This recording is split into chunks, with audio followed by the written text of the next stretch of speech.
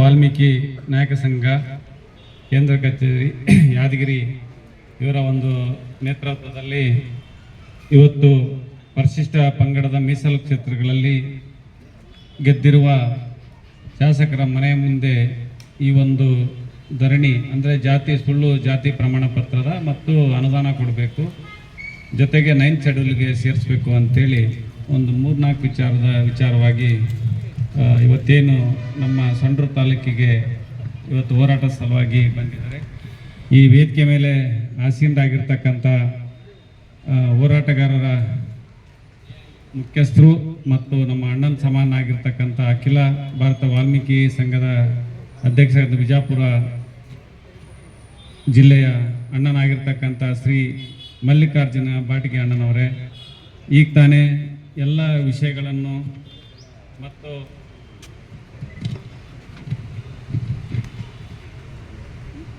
ಇವತ್ತು ಸಂಸದರಿಗೂ ಮತ್ತು ಶಾಸಕರಿಗೂ ಮನವಿ ಮೂಲಕ ಇವತ್ತಿನ ಹೋರಾಟದ ರೂಪುರೇಷೆಗಳನ್ನು ಕೊಟ್ಟಿರ್ತಕ್ಕಂಥ ಸೋದರ ಸಮಾನಾಗಿರ್ತಕ್ಕಂಥ ಮಾರಪ್ಪ ನಾಯಕ ಮಗದಂಪುರ ಸೋದರರೇ, ಅದೇ ರೀತಿಯಾಗಿ ಚಳವಳ್ಳಿ ಸೋದರರಾಗಿರ್ತಕ್ಕಂಥ ರಾಜಣ್ಣನವರೇ, ಅದೇ ರೀತಿಯಾಗಿ ಶ್ರವಣ ಡಿ ನಾಯಕ್ ಅವರೇ, ವೇದಿಕೆ ಮೇಲೆ ಆಸೀನರಾಗಿರ್ತಕ್ಕಂಥ ನಮ್ಮ ಸಮಾಜದ ಅಧ್ಯಕ್ಷರು ಮತ್ತು ಸೋದರರಾಗಿರ್ತಕ್ಕಂಥ ಅಂಬರೀಶ್ ಅವರೇ, ಅದೇ ರೀತಿಯಾಗಿ ನಮ್ಮ ಬಳ್ಳಾರಿ ಜಿಲ್ಲೆಯ ನಮ್ಮ ಕಾರ್ಪೊರೇಟರ್ ಆಗಿರ್ತಕ್ಕಂಥ ಮಹಾನಗರ ಪಾಲಿಕೆಯ ಕಾರ್ಪೊರೇಟರ್ ಆಗಿರ್ತಕ್ಕಂಥ ಹಣಮಂತಪ್ಪ ನೀನು ರೊಕ್ಕ ಹತ್ತಿದಂಗದಿ ನನಗೆ, ನೀನೆಲ್ಲ ನೆಕ್ಸ್ಟ್ ಹನುಮಂತಪ್ಪ ಅಲ್ಲೇನು ಹನುಮಂತಪ್ಪ ಅಂತ ಮಾಡ್ಬಿಟ್ಟಾರ, ಅದಕ್ಕೆ ಬಂದಿದ್ದು ಓದಿನಪ್ಪ ನಾನು ಅದಕ್ಕೆ ಅಂದೆ ಹನುಮಂತಪ್ಪ ನಾನೇ ತಪ್ಪಾಗಿ ನಾನು ಅನ್ಕೊಂಡೆ.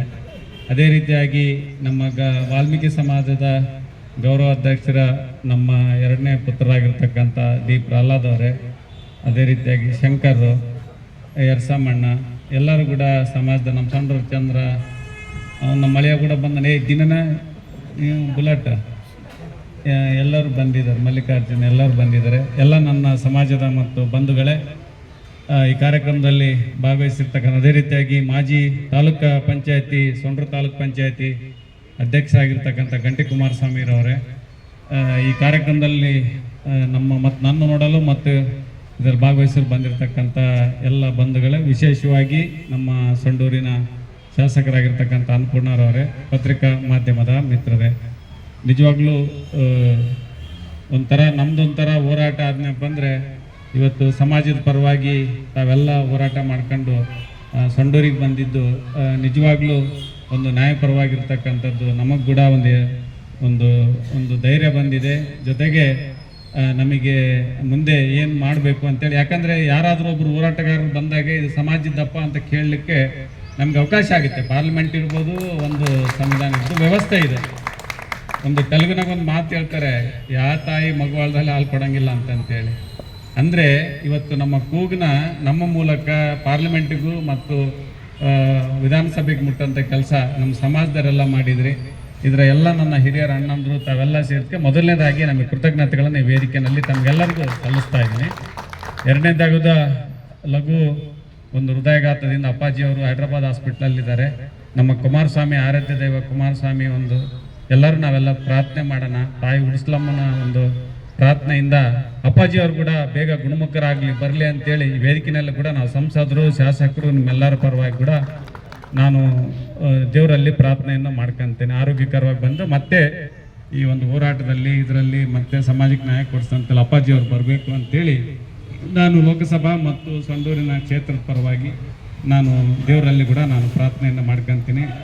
ಇವತ್ತು ಮೊದಲಿಂದ ಕೂಡ ನಮ್ದೆಲ್ಲರೂ ಕೂಡ ಒಟ್ಟ ಕುಸ್ತಾಡೆ ತಗೋಬೇಕು ನಾವೆಲ್ಲರೂ ಕೂಡ ನಮ್ಮ ನಾಯಕರದ್ದು, ಬ್ರಿಟಿಷರ ಜೊತೆ ಯುದ್ಧ ಮಾಡಿರೋದು, ಜೊತೆಗೆ ಇವತ್ತು ನಾವು ಯಾವುದೇ ನ್ಯಾಯ ಪಡ್ಕೋಬೇಕಾದ್ರೆ ನಾಯಕ ಸಮಾಜ ಯಾವಾಗಲೂ ಕೂಡ ಹೋರಾಟದ ಮೂಲಕ ಇವತ್ತು SC/ST ಯಾರೇ ಇರಲಿ ನಮ್ಮದು ಅಲಿಗೆ ಶಬ್ದ ಕೇಳಿದ ಕೂಡಲೇ ಹೆಗಡೆ ಬಂದು ಕೂತ್ಕೊಂಡ್ಬಿಡ್ತಾನೆ.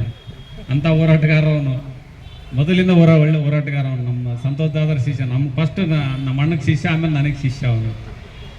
ಅಲ್ಲಿಗೆ ಶಬ್ದ ಕೇಳಿದ್ಕೂಡಲೇ ಬಂದ್ಬಿಡ್ತಾನೆ ಅವನು, ಎಲ್ಲಿರ್ತಾನೋ ಹೊತ್ತು ಬಡಿ ಬಂದ್ಬಿಡ್ತಾನೆ. ಹಿಂಗಾಗಿ ಯಾವತ್ತಿಗೂ ಕೂಡ ಇವತ್ತು ನಾವೊಂಥರ ರಾಜಕಾರಣ ಮಾಡಿದರೆ ಸಮಾಜದ ಪರವಾಗಿ ಮಾಡಿರ್ತಕ್ಕಂಥದ್ದು ಎಲ್ಲ ಇವತ್ತು ತಮ್ಮ ಕೆಲಸಗಳು ಬಿಟ್ಟು ತಾವೆಲ್ಲ ಬಿಟ್ಟು ಹೋರಾಟ ಮಾಡ್ಕೊಂಡು ಇವತ್ತು ನಮಗೂ ಜವಾಬ್ದಾರಿ ಫಿಕ್ಸ್ ಮಾಡ್ತಕ್ಕಂಥದ್ದು ನಿಜವಾಗ್ಲೂ ಶ್ಲಾಘನೀಯ ಕೆಲಸ ಅಂತೇಳಿ ಹೇಳಲಿಕ್ಕೆ ನಾನು ಇಷ್ಟಪಡ್ತಾ ಇದ್ದೀನಿ. ಇವತ್ತು ಇತಿಹಾಸ ಕೂಡ ನಾವು ನೆನೆಸ್ಕೋಬೇಕಾಗಿದೆ. ನಾಯಕರು ಯಾವಾಗಲೂ ಕೂಡ ಹೋರಾಟ ಮಾಡಿ ಇವತ್ತು ನ್ಯಾಯ ತಗೊಂಡಿರ್ತಕ್ಕಂಥದ್ದು. ಅದೇ ರೀತಿಯಾಗಿ 1990 ಮುಂಚೆ ಕೂಡ ಬ್ಯಾಕ್ವರ್ಡ್ ಟ್ರೈಬ್ ಇತ್ತು ನಮ್ಮದೆಲ್ಲ. ದುರ್ಗ ಆ ಸೈಡಲ್ಲಿ ಮಾತ್ರ ST ಇತ್ತು.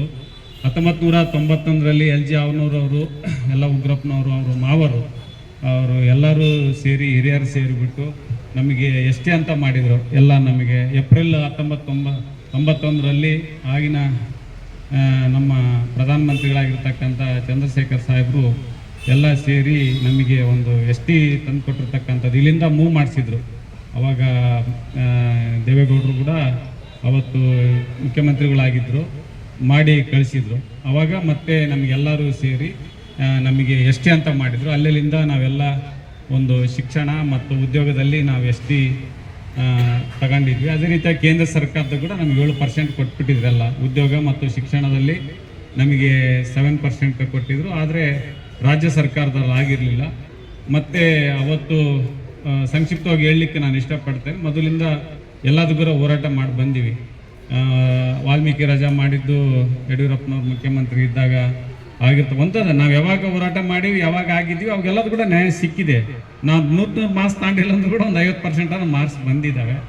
ಅದಾದಮೇಲೆ ಮತ್ತೆ ಸಿದ್ದರಾಮಯ್ಯ ಸಾಹೇಬರು ಮುಖ್ಯಮಂತ್ರಿಗಳಾಗಿದ್ದಾಗ ಅಲ್ಲಿ 2.5 ಎಕರೆ ನಾವು ಜಮೀನು ತೊಗೊಂಡು ವಾಲ್ಮೀಕಿ ಮೂರ್ತಿ ಮಾಡಿ ಅಲ್ಲಿ ರಿಸರ್ಚ್ ಸೆಂಟರ್ ಮಾಡಿ ಅವಾಗ ಕೂಡ ಒಂದೆಲ್ಲ ಮಾಡಿದ್ವಿ. ಆಮೇಲೆ ಪಾಪ್ಯುಲೇಷನ್ ಮೇಲೆ ಬಜೆಟ್ ಕೊಟ್ಟು ನಮಗೆ 22.1% SC STಗೆ ಅನುದಾನ ಕೊಟ್ಟು ಕಾಲೋನಿಗಳು ಇದಕ್ಕೆ ಎಲ್ಲದೂ ಕೂಡ ಇವತ್ತೆಲ್ಲ ಮಾಡ್ಕೊಂಡು ಬಂದಿರತಕ್ಕಂಥದ್ದು. ಅದೇ ರೀತಿಯಾಗಿ ಮತ್ತು ಸಮ್ಮಿಶ್ರ ಸರ್ಕಾರ ಬಂದಾಗ ನಾನು ಕೂಡ ಮಂತ್ರಿ ಆಗಿದ್ದೆ. ಮಂತ್ರಿ ಆಗಿದ್ದಾಗ ಅವಾಗ ಅಪ್ಪಾಜಿಯವರು ಕೂಡ ಇದು ಮೀಸಲಾತಿದು ಆಗಲಿಲ್ಲ ಅಂತೇಳಿ 257 ದಿನ ಪಾದಯಾತ್ರೆ ಮಾಡಿ ಸ್ವತಂತ್ರ ಉದ್ಯಾನವನದಲ್ಲಿ ಕುಂತ್ಕೊಂಡು ನ್ಯಾಯ ಒದಗಿಸಂಥ ಒಂದು ಕೆಲಸ ಕೂಡ ಅವತ್ತು ಪ್ರಾಮಾಣಿಕವಾಗಿ ಮಾಡಿದ್ದಾರೆ. ಅವತ್ತು ನಾನು ಉಪಮುಖ್ಯಮಂತ್ರಿಗಳನ್ನ ಅವಾಗ ಪರಮೇಶ್ವರ್ ಸಾಹೇಬ್ರನ್ನ ನಾನು ಕರ್ಕೊಂಬಂದು ಅವತ್ತು ಮಾತನ್ನು ಕೊಡಿಸಿ ಅದನ್ನು ಕ್ಯಾಬಿನೆಟಲ್ಲಿ, ನಾನು ಕ್ಯಾಬಿನೆಟಲ್ಲಿದ್ದೆ ಅವಾಗ ಮಂತ್ರಿಯಾಗಿ. ಅವಾಗ ನಾಗಮೋಹನ್ ದಾಸ್ ಅವರ ಒಂದು ಸಮಿತಿ ಕೂಡ ನಾವು ರಚನೆ ಮಾಡಿದ್ವಿ. ಅವಾಗ ನಾಗಮೋಹನ್ ದಾಸ್ ಅವರ ಸಮಿತಿ ರಚನೆ ಮಾಡಿ ಸತೀಶ್ ಅಣ್ಣರು ಕೂಡ ಅವಾಗ ಅರಣ್ಯ ಸಚಿವರಿದ್ದರು.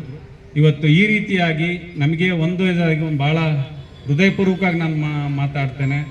ತಂದೆ ತಾಯಿ ನಮಗೆ ಜನ್ಮ ಕೊಟ್ಟಿರ್ಬೋದು, ಆ ಗರ್ಭದಿಂದ ಹೊರಗೆ ಬಂದ ಮೇಲೆ ನಮಗೆ ವಾಲ್ಮೀಕಿ ಸಮಾಜ ಅಂತ ಹೇಳಿದ್ದು ನಮ್ಮ ಸಮಾಜ ಅಂತ ವೇದಿಕೆಯಲ್ಲಿ ಹೇಳಲಿಕ್ಕೆ ನಾನು ಇಷ್ಟಪಡ್ತೇನೆ. ತಾಯಿ ಗರ್ಭದಲ್ಲಿದ್ದಾಗ ಯಾವ ಜಾತಿ ಅಂತ ಗೊತ್ತಿರಲ್ಲ, ಆದರೆ ನಾವು ಹುಟ್ಟಿದ ಮೇಲೆ ನಾವು ಇಲ್ಲಪ್ಪ ಸಮಾಜದಾಗ ಹಿಂಗೆ ಹುಟ್ಟಿದೆಯಾ ಅಂತದೆ. ಆದರೆ ಸಮಾಜದ ಋಣ ಭಾಳ ದೊಡ್ಡದದು. ಇವತ್ತು ನಾನು ಮತ್ತು ಶಾಸಕರು ಯಾವಾಗಲೂ ಕೂಡ ಇವತ್ತು ಸಮಾಜ ನಮಗೇನು ಕೊಟ್ಟೋದಕ್ಕಿಂತ ಸಮಾಜಕ್ಕೆ ನಾವೇನು ಕೊಟ್ಟಿವಿ ಅನ್ನೋದು ಭಾಳ ಮುಖ್ಯ. ಪ್ರಾಮಾಣಿಕವಾಗಿ ಇವತ್ತು ಇದ್ರದಂತಲ್ಲ, ಯಾವತ್ತಿಗೂ ಕೂಡ ಇವತ್ತು ನ್ಯಾಯದ ಪರವಾಗಿ ಇವತ್ತು ನಾನು ಎಲ್ಲಿ ಅನ್ಯಾಯ ನಡೀತೈತೆ ನ್ಯಾಯದ ಪರವಾಗಿ ನಾನು ಹೋರಾಟ ಮಾಡ್ಕೊಂಡು ಯಾವುದೇ ಇರಲಿ ಸರ್ವ ಜನಾಂಗಕ್ಕೂ ನ್ಯಾಯ ಕೊಡಿಸೋಂಥ ಒಂದು ಕೆಲಸ ಸಂವಿಧಾನದ ವ್ಯವಸ್ಥೆಗೆ ಇವತ್ತು ಏನು ನಮ್ಮ ಬಾಬಾ ಸಾಹೇಬ್ ಅಂಬೇಡ್ಕರ್ ಅವರು ಏನು ನಮಗೆ ಸಂವಿಧಾನವನ್ನು ರಚನೆ ಮಾಡಿಕೊಟ್ಟಿದ್ರು ಅದರಲ್ಲಿ ನಾವು ಮಾಡ್ಕೊಂಡು ಬಂದಿದ್ದೀವಿ. ಅದೇ ರೀತಿಯಾಗಿ ನಾಗಮೋಹನ್ ದಾಸ್ ಅವ್ರದ್ದು ವರದಿ ಕೂಡ ಬಂತು, ಕುಂತ್ಕೊಂಡು ಈಗೆಲ್ಲದು ಕೂಡ ಸರ್ಕಾರದಿಂದ ಇವತ್ತು ಪಾರ್ಲಿಮೆಂಟಿಗೆ 9th ಶೆಡ್ಯೂಲಿಗೆ ಹೋಗಿದೆ. ನಾನಿಲ್ಲಿ ಮಾತು ಕೊಡ್ತಾ ಇದ್ದೀನಿ, ಮಾರ್ಚ್ 9ರಿಂದ ಏಪ್ರಿಲ್ ನಡೀತಕ್ಕಂಥ ಪಾರ್ಲಿಮೆಂಟಲ್ಲಿ ಖಂಡಿತವಾಗ್ಲೂ ನಾನು 9th ಶೆಡ್ಯೂಲಿಗೆ ಸೇರ್ಸೋಕ್ಕೆ ನಾನು ಧ್ವನಿಯನ್ನು ಎತ್ತೇನೆ. ವೆರಿ ಕ್ಲಿಯರ್ ಇರುತ್ತೆ. ಒಬ್ಬ ಸಂಸದನಾಗಿ ಪ್ರಾಮಾಣಿಕವಾಗಿ ಆ ರಿಪೋರ್ಟ್ಸ್ ಎಲ್ಲ ತಗೊಂಡು ನಾನು ಖಂಡಿತವಾಗ್ಲೂ ನೀವು ಮಾತಾಡೋದು ನೋಡ್ತೀರಿ ಕೂಡ. ನಾನು 0 ಅವರ್ಸ್ನಾಗೆ ನಾನು ಖಂಡಿತವಾಗ್ಲೂ ಶೂನ್ಯ ವೇಳೆಯಲ್ಲಿ ಪಾರ್ಲಿಮೆಂಟಲ್ಲಿ ಧ್ವನಿ ಎತ್ತಿ 9th ಶೆಡ್ಯೂಲಿಗೆ ಸೇರ್ಸೋಕ್ಕೆ ನಾನು ಖಂಡಿತವಾಗ್ಲೂ ನಿಮ್ಮ ಧ್ವನಿ ಎತ್ತೀನಿ. ನಿಮ್ಮ ಈ ಒಂದು ಧ್ವನಿನ ಪಾರ್ಲಿಮೆಂಟಲ್ಲಿ ನಾನು ಎತ್ತೀನಂತ ಈ ವೇದಿಕೆಯಲ್ಲಿ ಹೇಳಲಿಕ್ಕೆ ನಾನು ಇಷ್ಟಪಡ್ತಾ ಇದ್ದೀನಿ. ಅದೇ ರೀತಿಯಾಗಿ ಈಗ ಅನುದಾನದಲ್ಲೂ ಕೂಡ ಇವತ್ತು ಮೊನ್ನೆ ನಾವು ನೋಡ್ತಾ ಇದ್ವಿ, ಇಡೀ ನಮ್ಮ ದೇಶಕ್ಕೆ 62,000 ಕೋಟಿ ಕೊಟ್ಟಿದ್ದಾರೆ ಅಷ್ಟೇ. 62,000 crores ಬಜೆಟ್ನಲ್ಲಿ ಕೊಟ್ಟಿರ್ತಕ್ಕಂಥದ್ದು. ಸುಮಾರು 50 ಲಕ್ಷ ಕೋಟಿ ಬಜೆಟ್ನಲ್ಲಿ ಬರೀ 62,000 ಕೊಟ್ಟಿದ್ದಾರೆ. ಅದನ್ನು ಕೂಡ ಧ್ವನಿ ಎತ್ತೀನಿ ಪಾರ್ಲಿಮೆಂಟಲ್ಲಿ. ನಮಗೆ ಕಂಪ್ಲೀಟಾಗಿ ನಮ್ಮ ಒಂದು ಎಜುಕೇಷನ್ಗೆ, ಹೆಲ್ತಿಗೆ ಏನೇನು ಬೇಕೋ ಅದು ಕೊಡ್ತಕ್ಕಂಥದ್ದು ಪ್ರಯಾರಿಟಿಯಾಗಿ, ಆಮೇಲೆ ಕೌಶಲ್ಯ ಅಭಿವೃದ್ಧಿಗೆ ಏನು ಬೇಕೋ ಕೊಡ್ತಕ್ಕಂಥದ್ದು ಕೂಡ ನಾನು ಡೀಟೇಲ್ಸ್ ತಾಂತೀನಿ. ಮೊನ್ನೆ ಅದು ಒಂದು ವಿಷಯವಾಗಿ ಪಾರ್ಲಿಮೆಂಟ್ ನಡೀಲಿಲ್ಲ. ಅದು ಗಡಿ ವಿಷಯ ಇಲ್ಲೂ ಮಾತಾಡೋಕ್ಕಾಗಲ್ಲ ಅದನ್ನೆಲ್ಲ, ಯಾಕಂದ್ರೆ ಆ ಬುಕ್ಕ ಕೂಡ ಬಿಡುಗಡೆ ಆಗಿಲ್ಲ ನೇರವಾಣಿದು, ಹಿಂಗಾಗಿ ಇಲ್ಲಿ ಮಾತಾಡೋಕ್ಕಾಗೋದಿಲ್ಲ ಅದರದ್ದೆಲ್ಲ. ಸೊ ಈ ಪಾರ್ಲಿಮೆಂಟಲ್ಲಿ ಖಂಡಿತ ಸಮಾಜದ ಪರವಾಗಿ ಏನು ಮಾಡಬೇಕು, ಒಬ್ಬ ಸಂಸದನಾಗಿ ನಾನು ಖಂಡಿತವಾಗ್ಲೂ ಮುಂದಿನ ದಿನದಲ್ಲಿ ನಾನು ಮಾಡ್ತೇನೆ. ಇಲ್ಲಿ ಕೂಡ ಶಾಸಕನಾಗಿದ್ದಾಗ ಅವಾಗಲೂ ಕೂಡ ಏನು ಒಬ್ಬ ಶಿಸ್ತಿನ ಸಿಪಾಯಿಯಾಗಿ, ಸಮಾಜದ ಶಿಸ್ತಿನ ಸಿಪಾಯಿಯಾಗಿ ಸಮಾಜಕ್ಕೆ ಏನು ಬೇಕೋ ಪ್ರಾಮಾಣಿಕವಾಗಿ ಇಲ್ಲಿ ಕೂಡ ನಾನು ಕೆಲಸ ಮಾಡಿದ್ದೀನಿ, ಸಚಿವನಿದ್ದಾಗಲೂ ಕೂಡ ಮಾಡಿದ್ದೀನಿ. ಮುಂದಿನ ದಿನದಲ್ಲಿ ನಾನು ಮಾಡ್ತೀನಂತ ವೇದಿಕೆಯಲ್ಲಿ ಹೇಳಲಿಕ್ಕೆ ನಾನು ಇಷ್ಟಪಡ್ತೇನೆ. ಇವತ್ತೆಲ್ಲ ತಾವೆಲ್ಲರೂ ಕೂಡ ನಮ್ಮ ಹೈದರಾಬಾದ್ ಕರ್ನಾಟಕದಲ್ಲಿ ಎಲ್ಲರೂ ಶಾಸಕರ ಮನೆ ಮುಂದೆ, ಸಂಸದರ ಮನೆ ಮುಂದೆ ಬಂದಿರತಕ್ಕಂಥದ್ದು, ನಮ್ಮ ಮನೆ ಮಕ್ಕಳು ನಮಗೆ ಬಂದಿದ್ದಾರೆ, ನಮ್ಮ ಹಿರಿಯರು ನಮ್ಮ ಮನೆಗೆ ಬಂದಿದ್ದಾರೆ. ಹಿಂಗಾಗಿ ಈಗ ಏನಾಗ್ತದೆ, ನಾವು ಸಂವಿಧಾನಾತ್ಮಕವಾಗಿ ಶಾಸಕರು ಸಂಸದರಾಗಿರ್ತೀವಿ. ಹಿಂಗಾಗಿ ನಾವು ಪಾರ್ಲಿಮೆಂಟಲ್ಲಿ ಇದರಲ್ಲಿ ಎತ್ತಬೇಕಾದ್ರೆ ನಮ್ಮ ಕಚೇರಿಗಳು ಎಲ್ಲಿರ್ತವೆ ಅಲ್ಲೇನೇ ಮಾಡಿದ್ನಪ್ಪ ಅಂದ್ರೆ ಎಲ್ಲರಿಗೂ ಮುಟ್ತಕ್ಕಂಥ ಒಂದು ಕೆಲಸ ಆಗ್ತದೆ. ವಿಶೇಷವಾಗಿ ನಾನು ನಿಮಗೆ ಮನವಿ ಮಾಡಿದಾಗ ತಾವು ಇಲ್ಲಿ ಸಂಸದರ ಮತ್ತು ಶಾಸಕರ ಕಚೇರಿಗೆ ಗೌರವಿಸಿ ಬಂದಿರ್ತಾ ಕೂಡ ನಾನು ನಿಮಗೆ ಕೃತಜ್ಞತೆಗಳನ್ನು ಕೂಡ ನಾನು ಸಲ್ಲಿಸ್ತಾ ಇದ್ದೀನಿ. ಅದು ಸಿಸ್ಟಮ್ ಕೂಡ ಅದು, ಯಾಕಂದರೆ ಅದು ಮನೆ ಅಂದರೆ ನಮಗೆಲ್ಲರೂ ಕೂಡ ಪರ್ಸನಲ್ ಲೈಫ್ ಇರ್ತೈತೆ, ಮಕ್ಕಳು ಇದೆ. ಇದು ಸಂವಿಧಾನಾತ್ಮಕವಾಗಿ ಇರ್ತಕ್ಕಂಥ ಒಂದು ಇದು ಕೂಡ ತಾವು ರೆಸ್ಪೆಕ್ಟ್ ಮಾಡಿದ್ರಿ. ಅದಕ್ಕೆ ನಾನು ಮತ್ತು MLA ನಿಮಗೆ ನಾವು ಧನ್ಯವಾದಗಳು ಕೂಡ ತಿಳಿಸ್ತೀವಿ. ಮಾಡೋಣ ಖಂಡಿತವಾಗ್ಲಿ. ಕ್ರಾಂತಿ ಗೀತೆಗಳಿಗೆ ಏನು ನಮಗೆ ಒಂದು ಸ್ಫೂರ್ತಿಯಾಗಿ ಮಾತುಗಳು ಬಂದಿದ್ದಾವೆ, ಆ ಸ್ಫೂರ್ತಿಗಾದ ಅದ್ರ ಪರವಾಗಿ ನಾವು ಕೆಲಸ ಮಾಡ್ತೀವಿ ಅಂತಂತೇಳಿ ನ್ಯಾಯ ಕೊಡಿಸೋಂಥ ಕೆಲಸ ಕೂಡ ನಾವು ಮಾಡ್ತೇವೆ.